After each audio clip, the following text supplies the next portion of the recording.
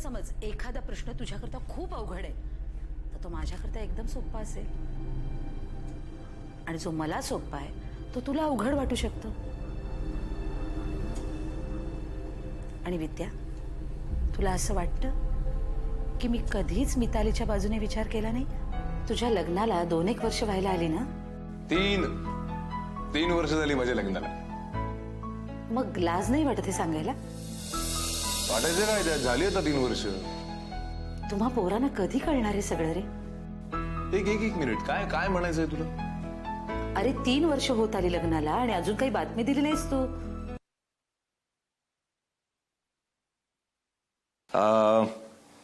आता एवढ्यात नाही काही करायचं असं ठरवलंय आम्ही.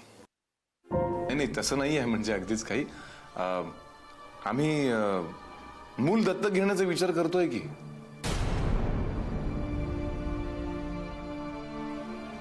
हो म्हणजे मी किंवा मग असंच एखादं अनाथ मूल घ्यावं आणि वाढवावं, त्याला आपलं समजून, आपल्यासारखं. अरे आपल्या रक्ताचं म्हणून काही नको का? कशासाठी? अरे कशासाठी म्हणजे आपल्या रक्ताचं हे कशासाठी? अरे आपला वंश. हेच आपला वंश वाढणं, आपल्या रक्ताचं वंश असणं, हे सगळं जुनं झालं आई. आता बास झालं. आता गरज आहे ती माणूस म्हणून जगण्याची. मी काही कोणी मोठा नाहीये तुला हे सगळं सांगायला, पण मला आणि वेदिकाला जेव्हा आजूबाजूला बघताना सगळं दिसतं ना, तेव्हा ते सगळं बघितल्यावरती मन विषण्ण होतं. असं वाटतं हे सगळं असं चालत असताना आपण आणखी काय भर घालणार त्यात.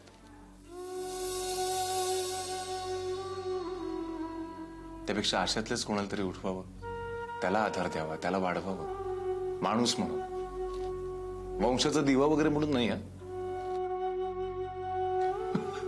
आणि म्हातारपणीची काठी वगैरे तर अजिबातच नाही. मला नाही आवडणार ही अशी इन्व्हेस्टमेंट करायला. तू आणि मनू ना दोघंही सारखे आहात. नाही आई, त्यांचा प्रॉब्लेम वेगळा आहे. पण त्यातून मार्ग काढायला हवा की नाही? मग त्यांनी काय मार्ग काढायला हवा असं तुला वाटतंय? म्हणजे सांग ना. मितालीचा प्रॉब्लेम तुला माहिती आहे,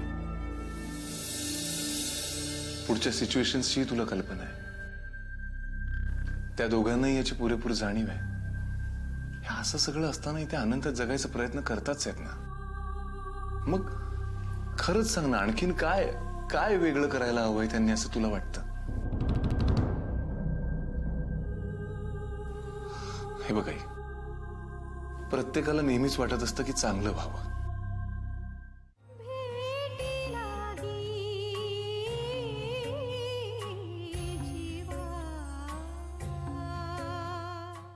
इनफॅक्ट प्रत्येक जण तसाच प्रयत्नही करत असतो. हा, आता प्रत्येकाचा मार्ग जरा वेगळा असेल.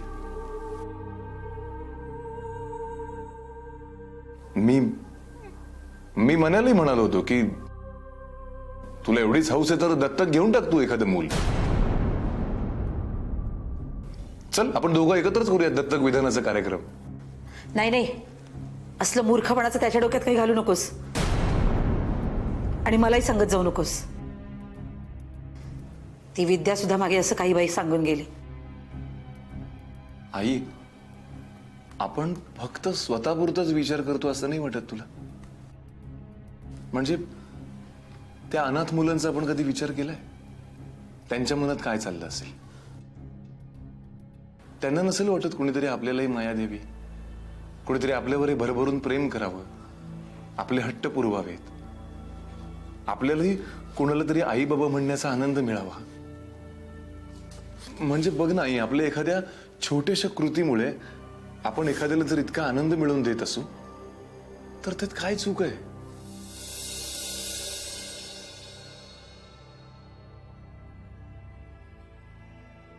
आई, मी खरंच तुझी भावना समजू शकतो. ती चूक आहे असं नाही म्हणणार मी. आहे त्या परिस्थितीतनं मार्ग काढणं गरजेचं आहे, पण ते फक्त मितालीने किंवा मनाने नाही, आपण सगळ्यांनी मिळून.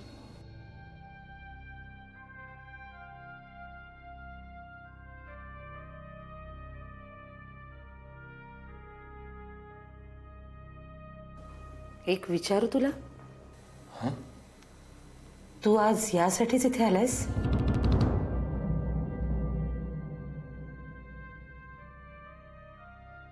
हो. मग झालंय बोलणं आपलं. ए, असं नाही करायचं. तू मला विचारल्यावर तुम्ही प्रामाणिकपणे खरं कारण सांगितलं ना की याचसाठी आलोय म्हणून. बस मग तू ऐक. आई प्लीज ऐक ना.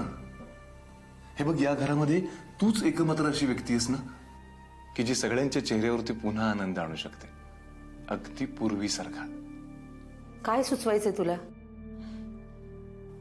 असं म्हणशील तर काहीच नाही. मला फक्त इतकंच म्हणायचंय की या विषयावरती आपण जितकं जास्त वेळ बोलत राहू ना तितका त्रास होईल सगळ्यांनाच. आणि मग आपण असेच असू कायम अस्वस्थ. मला वाटतं आई, यावरती मार्ग निघेल, पण गरज आहे ती फक्त तुझी साथ मिळण्याची. एकदा तेवढी मिळाली ना की मग बघ सगळं कसं विनासायज होऊन जाईल.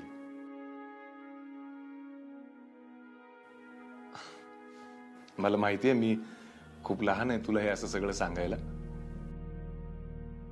पण सायकेट्रिस्ट म्हणून विचार करताना वयाचा विचार आड येऊ नये असं मला वाटतं. हं?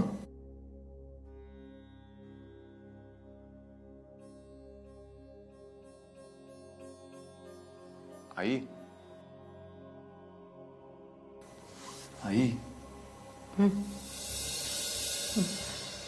बघ, बराच वेळ झालाय, तू जेवून जा आता. रामण्णा,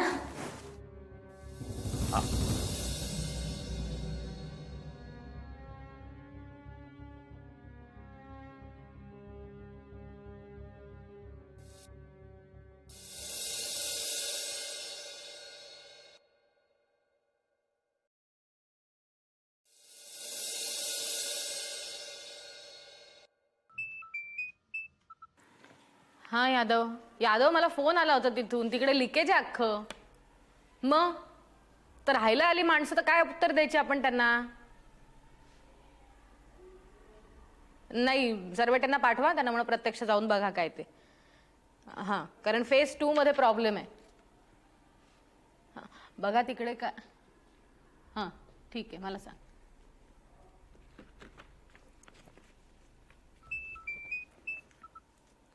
हां हॅलो. मावशी, हाय, कशी आहेस तू? मावशी, तू फोन का नाही केलास मला?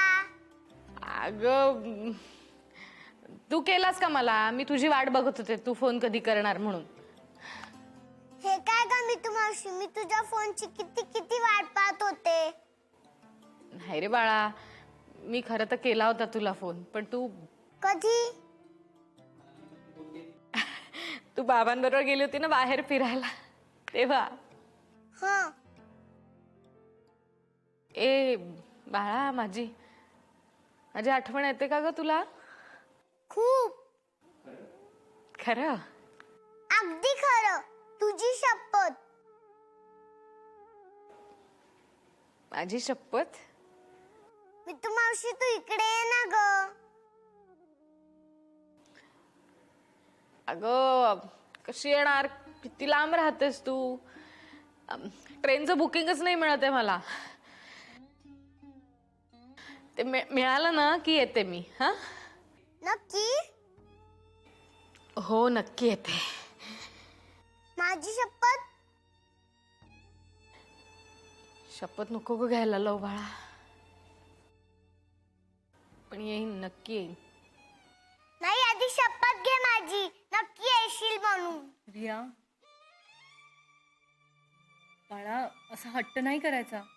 मी तू मावशीला खूप काम असतं ना.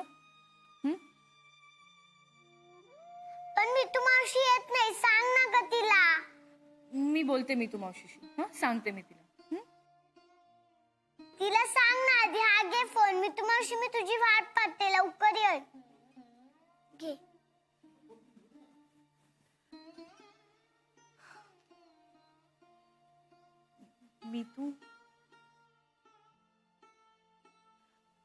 मी तू ये ना खरंच एक दिवसासाठी तरी. येईन,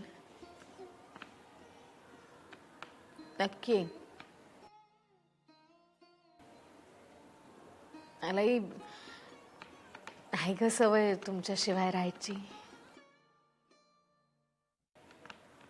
कसं बस कामात लक्ष घालते. काळजी घ्या तू.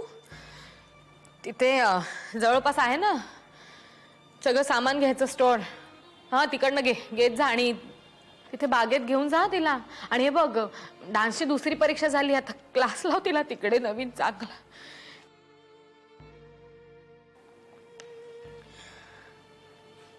हॅलो मी तू कट झाला.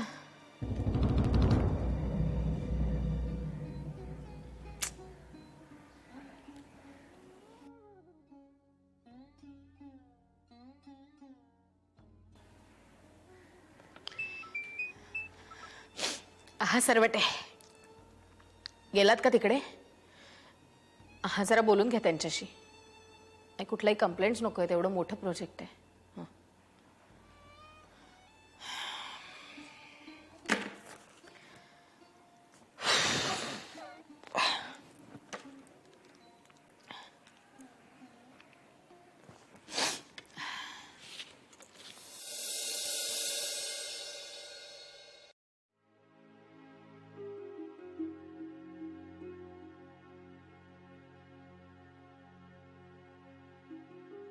अमेय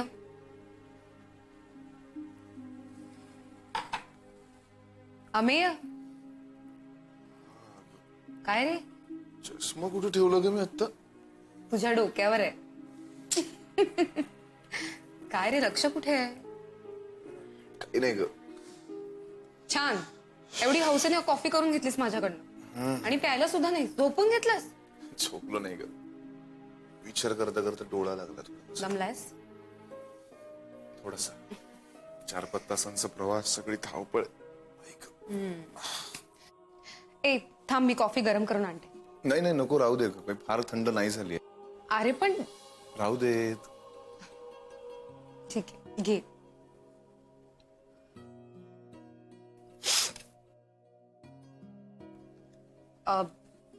अमेय आई काय म्हणाल्या? अरे कल्याण नगरला गेला होतास ना तू, मग आई काय म्हणाल्या? काही नाही ग, नेहमीच. माझं तिला समजावणं आणि तिने न ऐकणं. मला नाही वाटत ती सध्या काही ऐकून घ्यायच्या मनस्थितीत असेल. म्हणजे नेमकं काय म्हणाल्या? अगं एकदम आपल्यावरच घसरली ती बोलता बोलता. म्हणजे तेच ग, लग्नाला 3 वर्ष झाली, अजून बातमी नाही. सगळं कसं वेळची वेळी व्हायला पाहिजे. अमेय हे आपल्या नवीन पिढीचे विचार या मागच्या पिढीला केव्हा कळणार आहेत? देव जाणे. मला काय वाटतं माहितीये वेदू, आता या क्षणी आईशी बोलण्यात काही अर्थ नाहीये. अरे पण तोच तर प्रॉब्लेम आहे ना. हो ग.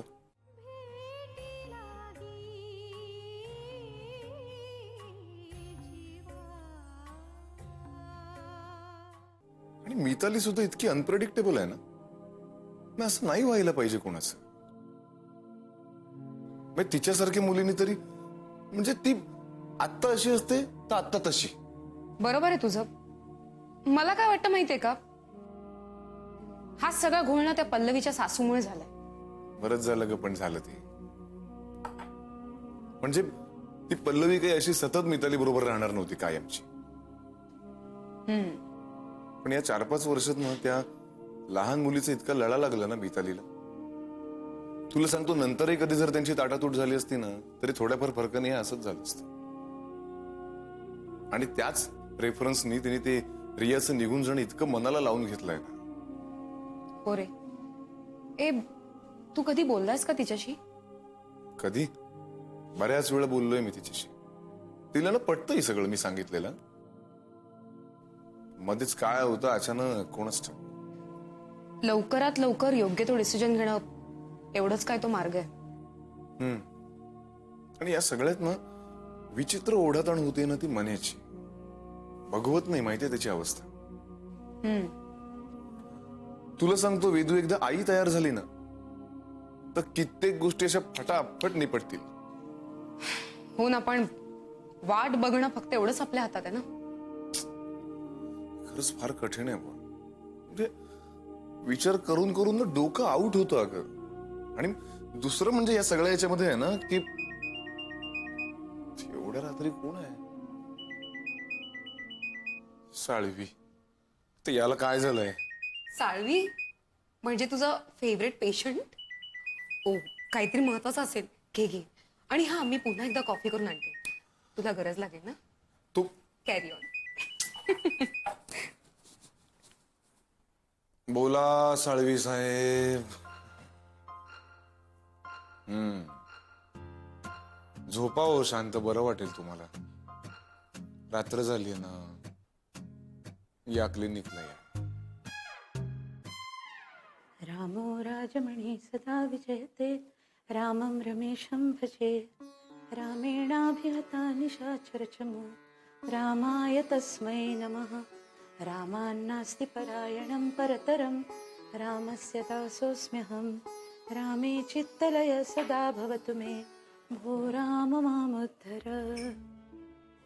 जय जय करुणामृत सरिते, भक्तपालके गुणभरिते, अनंत ब्रह्मांड फलांकिते, आदिमाये अन्नपूर्णे. तू सच्चिदानंद प्रणवरूपिणी, सकल चराचर व्यापिनी, सर्गस्थित्यंतकारिणी, भवमोचनी ब्रह्मानंदे. ऐकून धर्माचे स्तवन, दुर्गा जाहली प्रसन्न. म्हणे तुमचे शत्रू संहारीन, राज्यी स्थापीन धर्माते.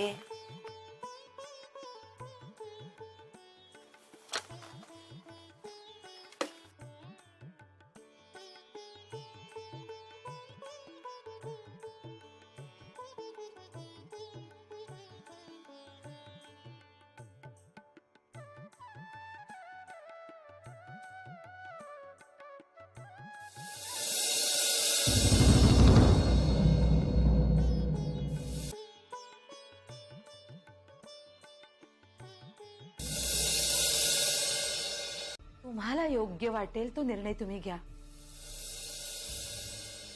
पण मला नातू हवा. हे म्हणालेत ना, नातू म्हणून मी तुझ्या घरात येईन. मला नातू हवा. आई, झालं पुन्हा सुरू. पापा गेले त्यामुळे आईला एकटेपणा आलाय. तिच्या या वयातल्या एकटेपणामुळे तिच्या मनात निर्माण झालेल्या इन्सिक्युरिटीचा तिला त्रास होत असेलच ना.